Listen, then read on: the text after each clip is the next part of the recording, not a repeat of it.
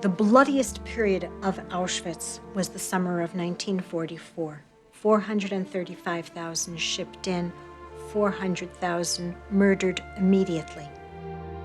Jews in the camp were horrified, and they couldn't imagine what the end might be.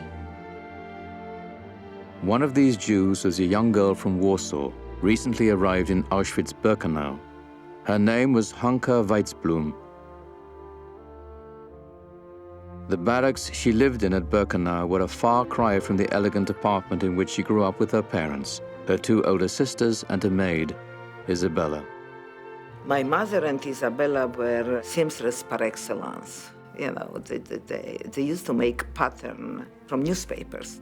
And my mother and Isabella used to go to see Shirley Temple, then come home and recreate her clothes for me. So I was walking around like Shirley Temple, but with dark hair.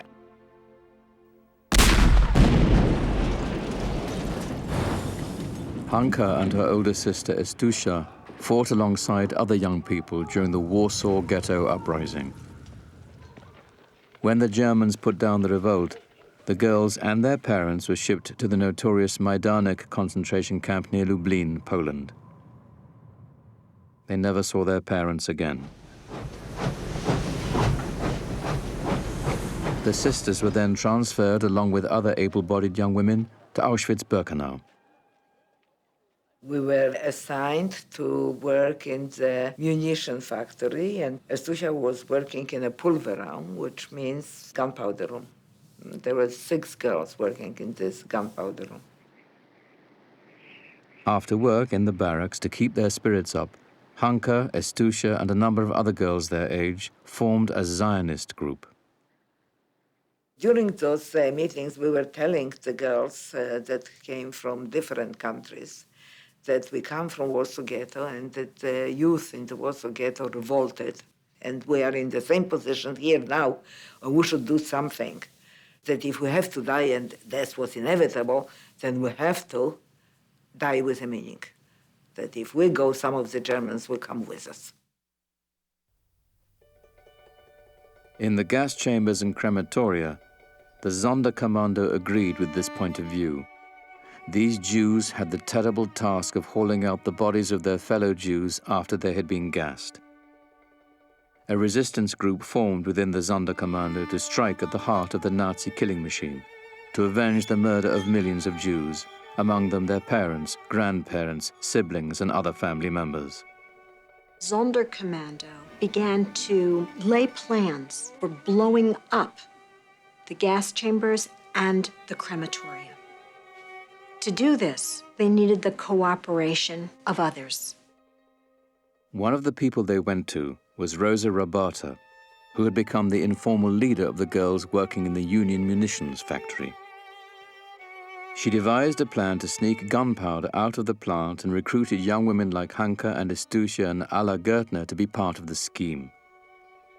Estusha used to take out a little bit of a powder and put it in a piece of cloth. So we would signal to Alla and I would meet in the washroom and divide the powder between us.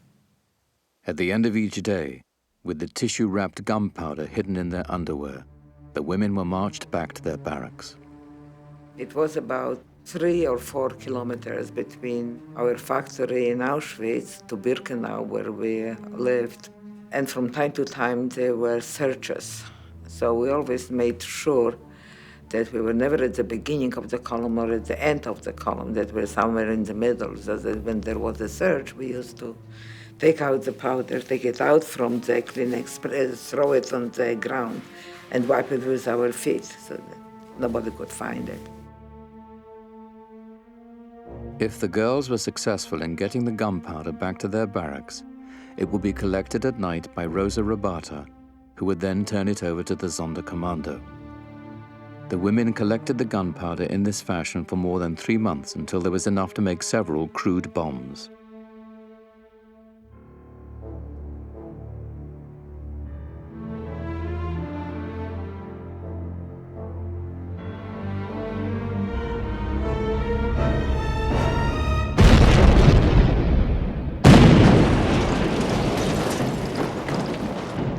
October 7, 1944. A massive explosion was heard throughout Auschwitz Birkenau.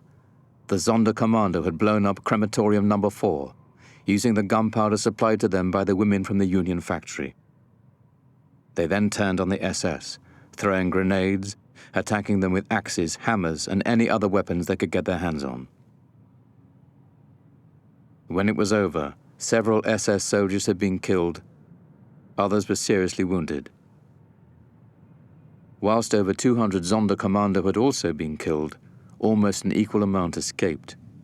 Many were later found and executed for their role in the revolt.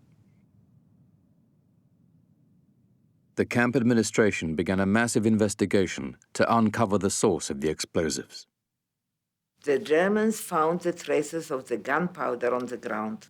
And what we didn't know, but they knew, is that apparently you can identify the gunpowder as coming from a specific place, and they identified that it came from Union factory. Now the question was, who? The investigation went on for several weeks. Hanke, along with many of the other women who worked at the factory, were tortured. Initially, no one broke under the physical abuse.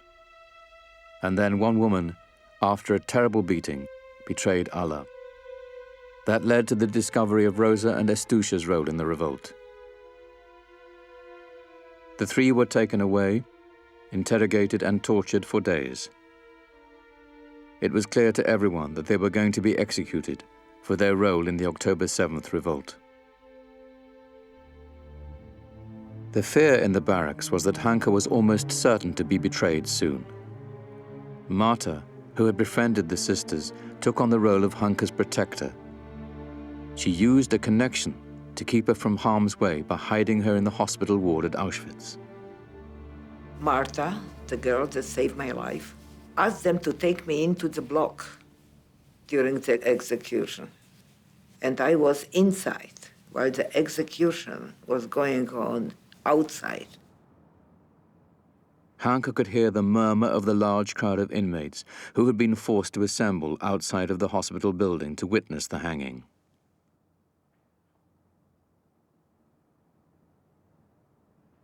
I heard this tremendous, collective groan, and I knew, and then I lost my mind right then and there. Estusha wrote a letter to Hanke just before she was taken away to the gallows. The familiar sounds of the camp, the screams of the kapos, the screams for tea, for soup, for bread, all those hated sounds now seem so precious to me. Everything is lost for me. Everything is lost, and I so want to live. On January 18th, as the Russians were on the outskirts of the camp, the Nazis evacuated Auschwitz Birkenau and forced the women on a death march. When the evacuation came, I didn't want to move from Auschwitz, and Marta procured some good shoes for us, I don't know from where. And we were walking together. The group was marched to the Ravensbrück concentration camp in Germany, where they remained until they were liberated by the Allies in May of 1945.